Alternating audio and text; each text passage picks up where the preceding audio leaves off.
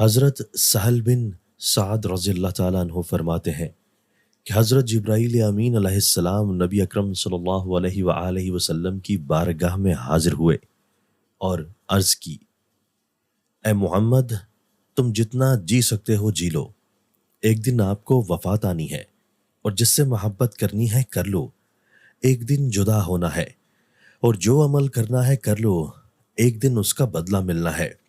پھر عرض کی، اے محمد، مومن کا شرف رات کی عبادت میں ہے اور اس کی عزت لوگوں سے بے نیاز رہنے میں ہے۔ حضرت سمرہ رضی اللہ تعالیٰ عنہ فرماتے ہیں کہ رسول اللہ صلی اللہ علیہ وآلہ وسلم نے ارشاد فرمایا، حسب مال ہے اور کرم تقوی ہے۔ حضرت جابر بن عبداللہ رضی اللہ تعالیٰ عنہ فرماتے ہیں کہ رسول اللہ صلی اللہ علیہ وآلہ وسلم نے ارشاد فرمایا، اے لوگو، کوئی شخص اس وقت تک مرے گا نہیں جب تک وہ اپنا رزق پورا نہیں کھا لے گا، اور اللہ تعالیٰ سے ڈرو، اور اے لوگو، طلب میں اچھائی رکھو، حلال لو اور حرام کو چھوڑ دو۔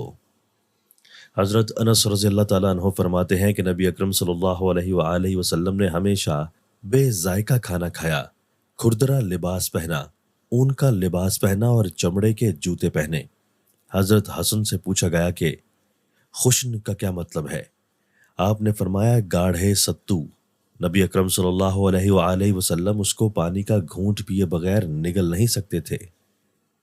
حضرت ابو موسیٰ اشعری رضی اللہ تعالیٰ عنہ فرماتے ہیں کہ رسول اللہ صلی اللہ علیہ وآلہ وسلم نے ارشاد فرمایا، جو دنیا چاہتا ہے وہ اپنی آخرت خراب کر لیتا ہے، اور جو آخرت چاہتا ہے وہ اپنی دنیا خراب کر لیتا ہے۔